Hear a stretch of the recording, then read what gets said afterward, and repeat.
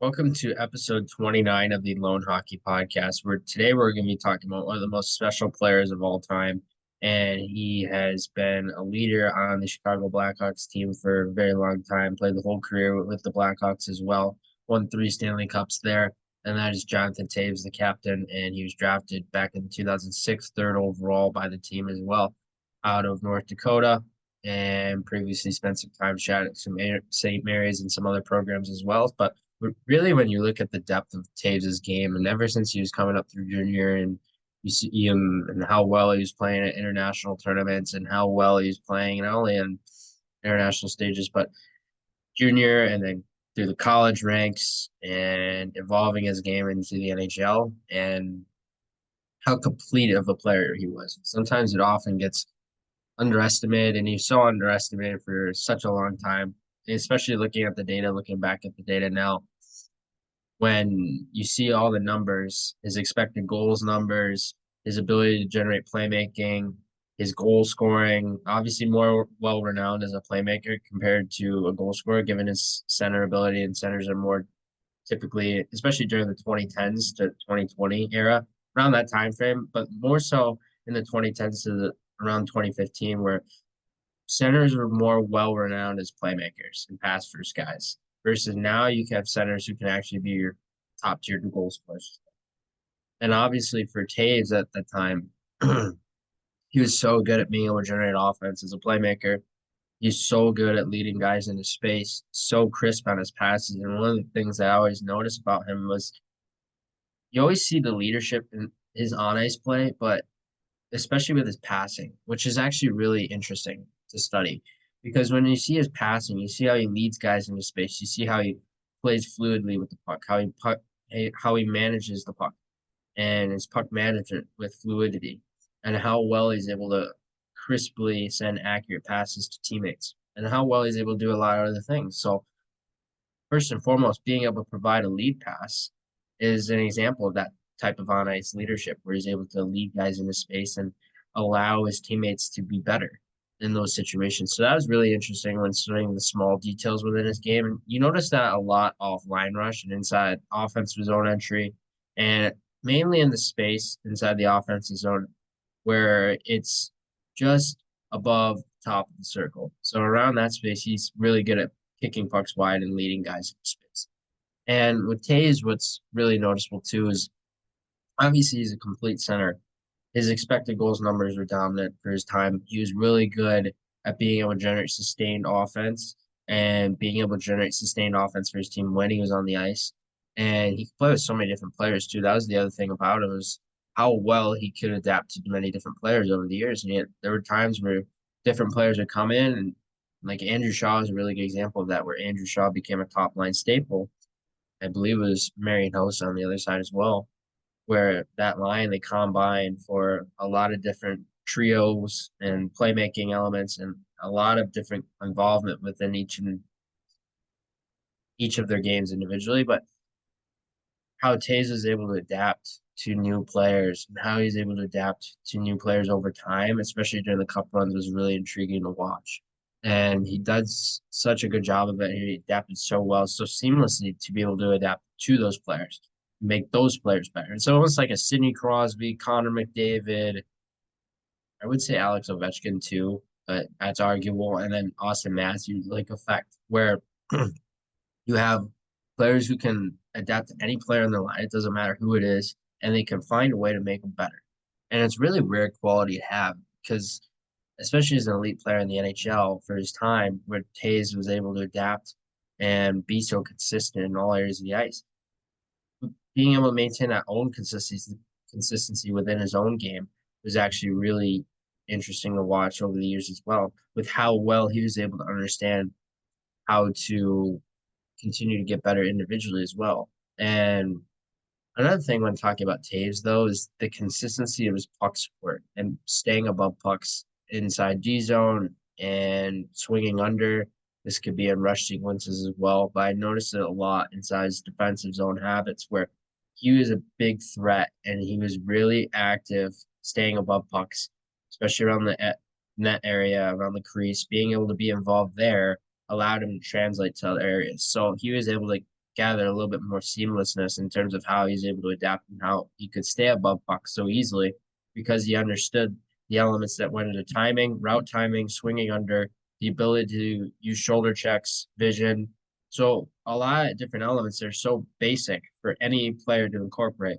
But he did it so regularly to the point where it became automatic in his mind. It became automatic, it's like a switch where he goes in the defensive zone, he realizes that he has to do a little bit more, especially as a center. And he realizes he has to create some sustained pressure in some way and be able to adapt accordingly. So, especially in the defensive zone, you see a lot of nifty habits from him. Basic habits, but nifty and effective and efficient as well. That's the other thing. Very efficient in terms of how he was able to utilize those habits. And I think of his stick work.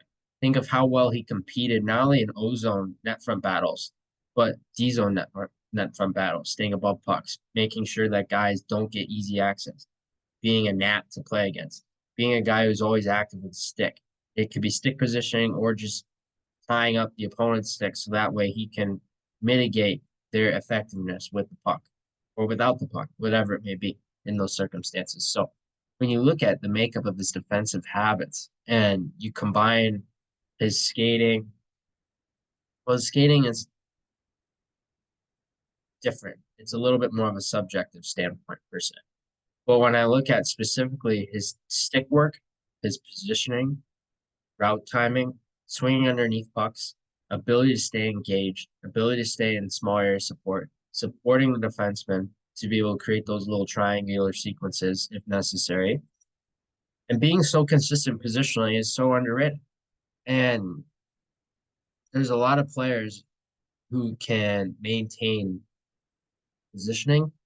But to have the consistency, especially that Toews had, watching a lot of his highlights and his D zone highlights from a younger age and on, how consistent he was inside the defensive zone was actually amazing to watch. One of the few players of that time who could actually do that. It's so rare to find a player like that nowadays. Like there's Patrice Bergeron, Sidney Crosby. This is a defenseman as an example, but Nick Lidstrom in terms of that consistency and how well he could do somewhat similar things that Toews can do with his stick positioning, staying above pucks, his route timing, discipline.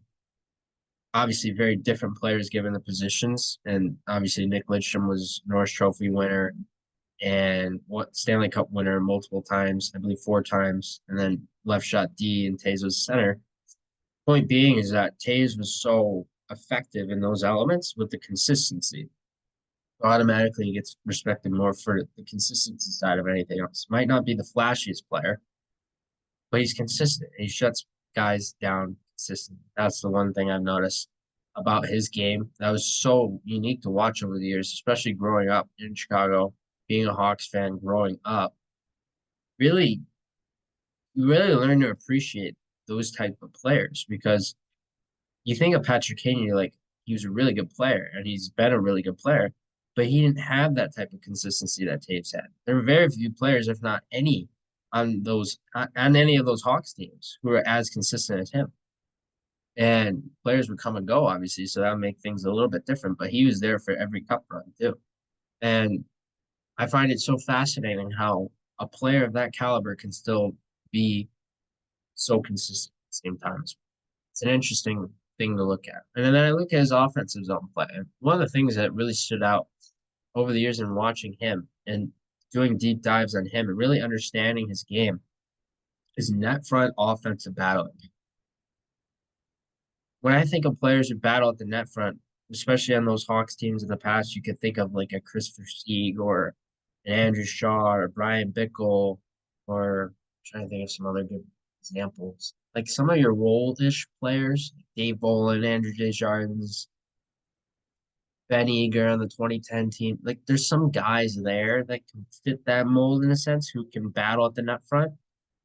But the thing is with Tays is he battles so relentlessly at the net front inside the offensive zone to try and get body positioning and try to get inside positioning and try to hunt down pucks so relentlessly and so consistently that it made him so unique in that element too. Is some players shy away from that, especially centers, especially star players, especially players who are uber talented. They don't necessarily want to do that type of stuff. But with him, he was aware that he had to set the tone and the example. So by doing that, it creates a little bit of influence on everybody else, not only at 5-on-5 and on line matchups and stuff like that, but for the players on the bench that are watching the game, they are able to understand that, okay, if this guy's doing that and he's that good of a player, we should be doing that too, especially as forwards, not necessarily defensemen. Especially during that time when defensemen wouldn't really be around the net front at all and usually stay near the point.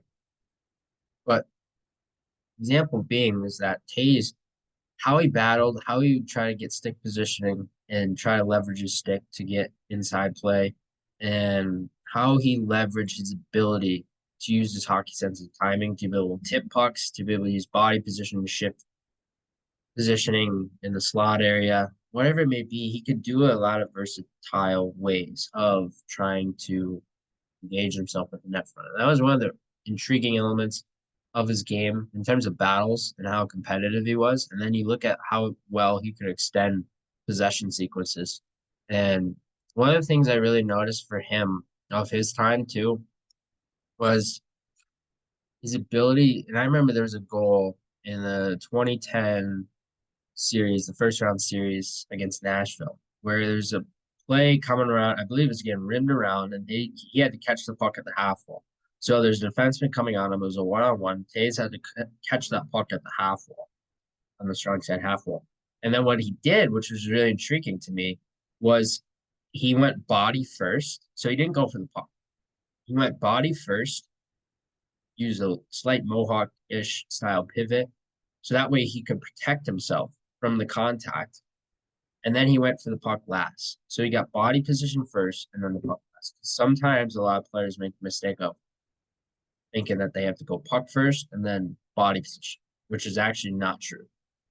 When you look at how to gain an advantage in body position, it's about being able to leverage that future sequence.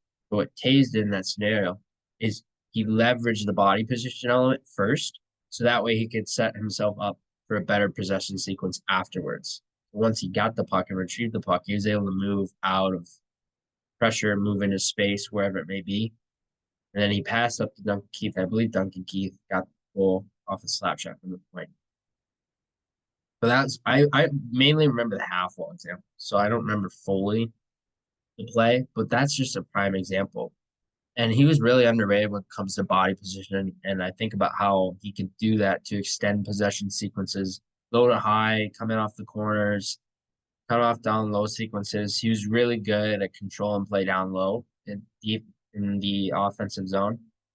And he was a really unique player when it came to that because he obviously had the leg strength to be able to protect pucks and maneuver with contact using his legs because he had really good leg strength. And he can use leg positioning and feet positioning in a way where he can be able to try to get out of space or try to get out of pressure. And he's so good at doing it, so good at extending those possessions in so many different areas. And especially using body position, his ability to protect pucks, hold on to pucks, how he could corral pucks using one hand, two hands. So there's a lot of versatility in how he was able to use puck protection as well, which is another really intriguing thing when talking about his game and the actual depth of his game. Because one thing to use body position for the sake of body position and not actually think about the puck. Because sometimes what players do is they make the mistake of they think about the body position elements, but they forget about the puck. So when they're trying to actually protect the puck, they lose the puck or they put the puck into a space where it's going to slow them down. So it gives the defenseman an advantage. With Toews, what I noticed with him is someone like Patrice Bergeron-esque in a sense is he can put pucks into favorable spaces, still be able to maneuver with speed while protecting the puck. Very rare ability, and one of the abilities that made him stand out as he was kind of like a power forward style center in a sense. He had some of those qualities, not necessarily a ton, but and his route timing and route discipline in all areas of the ice was something that was really intriguing when watching his game over the years as well. The ability to have route discipline and timing and really understand the keys to both both linked together in some ways. Depends on the sequences, but I noticed just a lot in his neutral zone patterning and the route discipline to be able to swing away on time, swing to the puck on time, center support. It could be a kick out to the wings, be the center driving the play as the mid lane guy, whatever it may be. In his neutral zone patterning, his route discipline and his route timing to be able to get to pucks, support pucks, and be effective around pucks was really good and really key to how he was able to create transition play and how well he could create on line rush four. And obviously, as a center, his main responsibility is to control that middle lane area of the ice. But when you really look at how well he can control other facets of the play within his routes and how he could swing and how he could swing through on time and be able to get to those sequences with timing and support and discipline is really key to how well he was able to perform over the years as well. And he was a really key player for them for so many years, and obviously, really great player and a legend within the game as well.